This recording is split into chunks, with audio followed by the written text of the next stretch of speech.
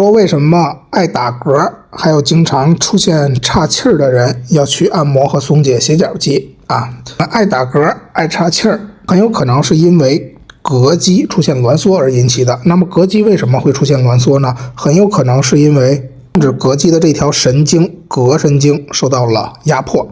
膈神经在哪儿受到压迫呢？它从前斜角肌和中斜角肌的间隙传出来，如果这两条斜角肌出现劳损而紧绷的话，就会在颈部压迫膈神经，导致膈肌挛缩啊。所以你要去按摩和松解你的斜角肌。